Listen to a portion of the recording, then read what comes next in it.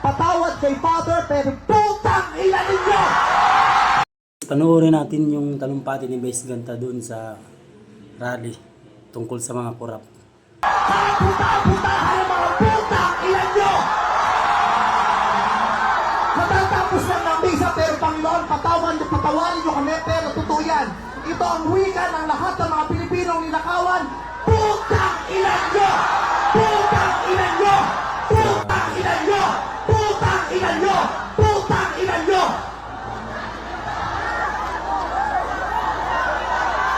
Putang ina nyo! Tapos na ang panahon ng mga bababait at ng mga resilient. Ang mga mababait, ginago. Ang mga resilient, tinarantado. Hindi na uubra sa atin yung bait-baitan, kimi-kimian, tahimik-tahimikan, patawad pero hindi po. Hindi ko sisimplihan, hindi ko babaitan ang mensahe ko ngayon dahil hindi naman sila mababait. Sa katunayan, mga hayop sila. So bakit natin babaitan ang mensahe natin? Hindi natin kakalmahan ang mga salita at kilos natin dahil deserve nila ang galit, ang pikon, at buot ng mga nanakawang Pilipino. Hindi tayo pwedeng kumalma. Lutong. Napakalutong. Hindi pwedeng iiyak lang. Hindi pwedeng magtitiis lang, hindi tayo kakalma. Hindi ko kayang maging magalang sa kanila dahil mga bastos sila. Mga salaula sila at mga baboy sila. Hindi natin kayang maging mabait sa kanila dahil mga walang ya sila. Hindi pwede. Hindi pwede. Yung mabait ka lang, mabuting asal ka. Hindi uubra sa kanila ang mabuting asal at mabait lang kasi nga mga demonyo sila. Kaya tama yan. Sumigaw lahat ng galit. Lahat ng galit na galit. Ang hindi matatapos ang galit bukas. Ang iparirinig ang galit hanggang hindi makulong ang mga putang inang magnanakaw. Hindi tayong pwede magalit ng ngayon. Kailangan hanggang bukas, kailangan sa susunod na linggo, kailangan sa susunod na buwan, hanggang umabot ng ilang taon, hanggang hindi sila nauubos. Walang mawawala sa atin kasi ubos na tayo. Kaya ang gagawin natin ngayon ay babawi na tayo. Ikulong ang mga magnanakaw. Para sa akin, hindi nga sapat ang kulong.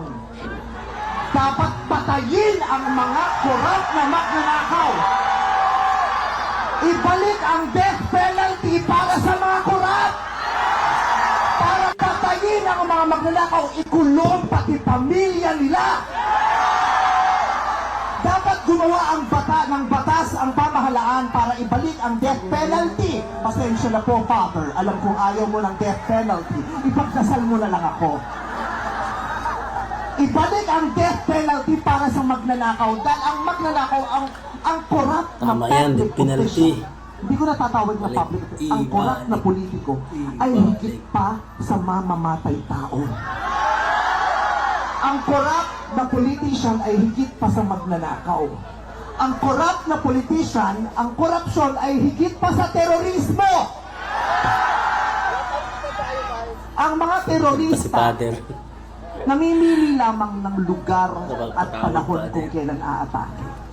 Pero ang mga magnanakaw sa Pilipinas, walang pinipiling araw. Araw-araw nila tayong ninanakawan.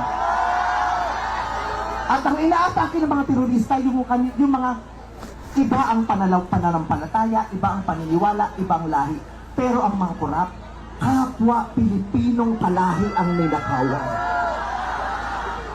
Kaya hindi tayo pwedeng sumuko lang ng ganito. Kaya hinahamon ka namin, Pangulong Bongbong Marcos, kung gusto mong magkaroon ng magandang negasiya, ang pangalan mo, kakomedyante. ipakulong mo lahat ng magnanakaw.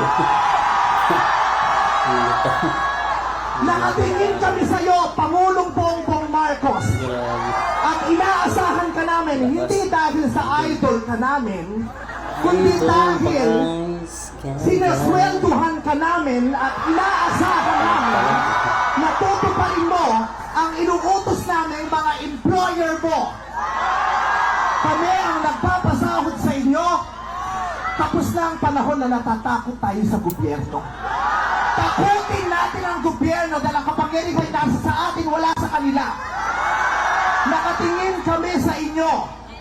Ipakulong. Lahat ipakulong. Bawiin ang mga ari-arian. Bawiin ang mga ari-arian. Pati atay, i-donate. Ibigay ang atay. Pati mata, i-donate. Walang ititira kasi nga, hindi tayo pwede maawa dahil mga putang ina nila. Maraming salamat sa inyong lahat. Sasamahan natin kayo hanggang mamaya. Isa pa, putang ina nyo. Sobra na, tama na. Sobra na, tama na.